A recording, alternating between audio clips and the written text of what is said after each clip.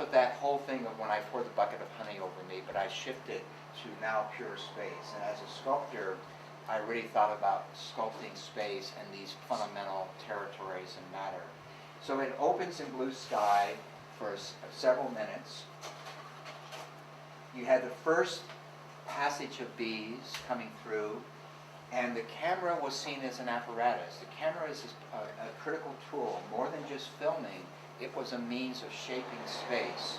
So this was all shot in 16mm film at 24 frames a second is where we are. So 24 frames per second of information.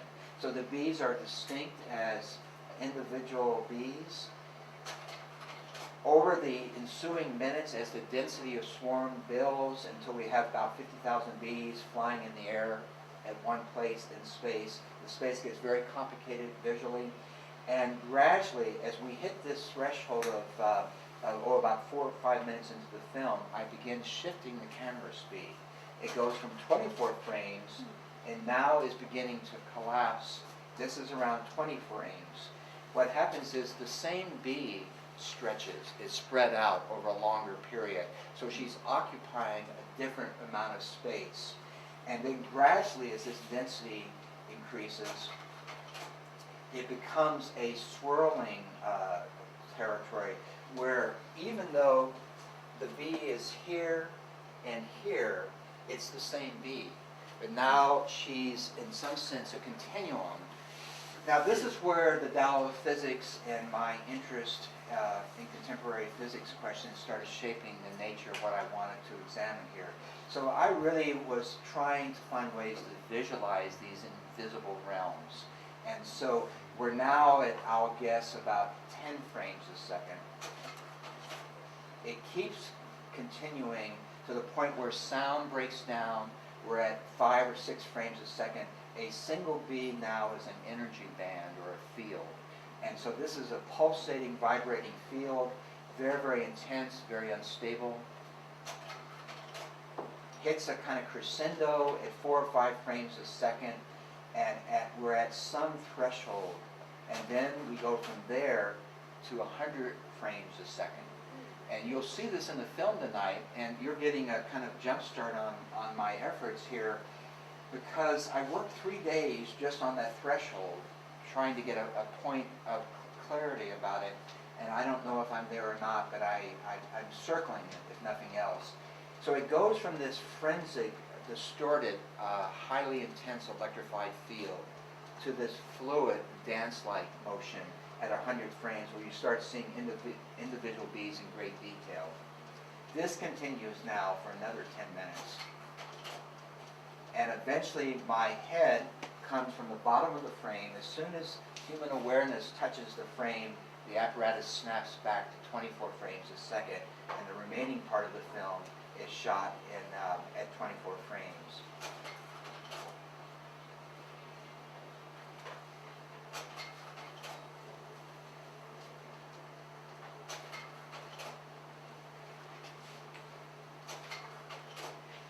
And the film continues until a still life is formed, where every bee comes to rest and my identity is completely obscured. And I think when you see it tonight, you'll see it go through a series of mutations and changes from male to female to this kind of richly evocative Egyptian kind of iconography, to associations with a hangman or the veiled. Sometimes when people are about to be hung, they're covered, or the hangman itself is veiled. So it ends in a moment of stillness, and then I then completely put it, or camouflage. So that's what you'll see tonight is 30 minutes. We did in like 1.5 minutes what it's going to take 30 minutes, so that's where it gets a little tedious. It's beautiful. It's like a metaphorical moment of just demonstrating how the body is a collective. We are a biological collective, and you have completely made that into this poetic and... Well, reserve your observations until, see what you think with sound.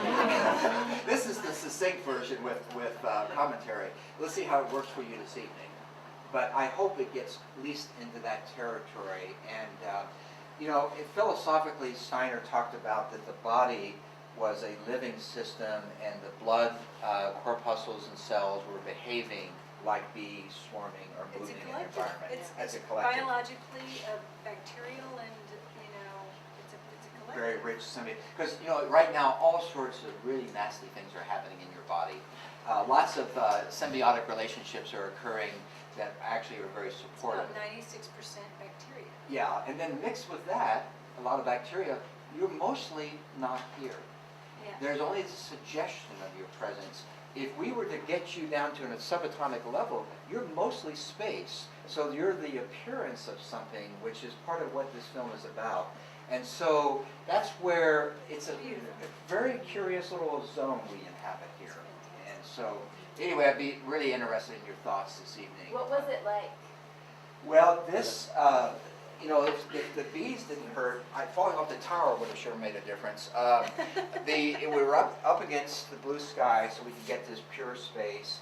The covering took about 55 minutes, so you're going to see 12 minutes of it. And what it's like is I've only done this twice, and this is the 76 filming. It's immensely warm. It's erotic, it's sensual, because the bees are constantly nibbling and holding on.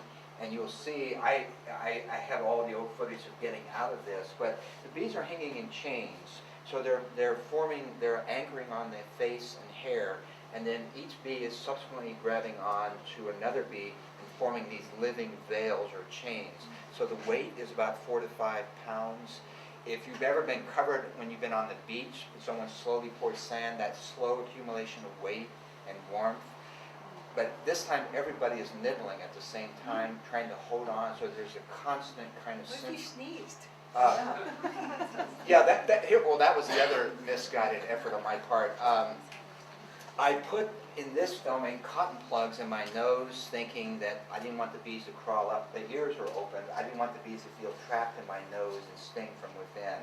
And my eyes were not protected. And so within moments, the moisture of my nose clogged the cotton, and within less than a minute, I couldn't breathe through my nose. So that changed the whole spirit of it really quickly.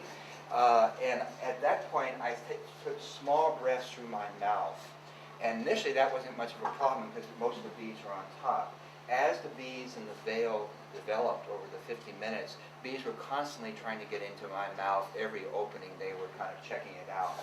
So every time I tried to breathe through my mouth, bees would try to come in. So at that point, I've used my tongue to create a small sort of breathing moment, and then close and wait for the next breath. So the breath was very measured and sort of, I don't know, every minute or so. So there's a step to the breathness. And then in terms of it's about 3 to 4 inches of bees. So your face is extended, and you start looking through their bodies, and their wings are fracturing the light in a kind of way, prismatic way. So it's immensely colorful. Their bodies are yellows and browns and tans, so you're looking through the bodies themselves. So it's a very kaleidoscopic experience, prismatic, and so it's immensely intense. So, and what I'm trying to do in the immersion film is all of what I experienced, I tried to bring to the editing of the first 20 minutes of the film. So this more dramatic theatrical ending is the last 10 minutes. The first 20 minutes are my perceptions that I was trying to give to you as viewers about what it might be like if you're in the center of that. So basically, the opening 2/3 of the film are what that experience is like. And that's another thing I'm trying to get a little closer at realizing. I have 2 questions. Yeah. One, I'd like to understand why they were attracted to your head and started this process. And 2, is this what you were hoping for with the honey over your head in the... The first one is there's the queen. She's resting in my hair, and I made a little tiny cage about half the size of your thumb to hold her with my sister's hair clip. So it was actually if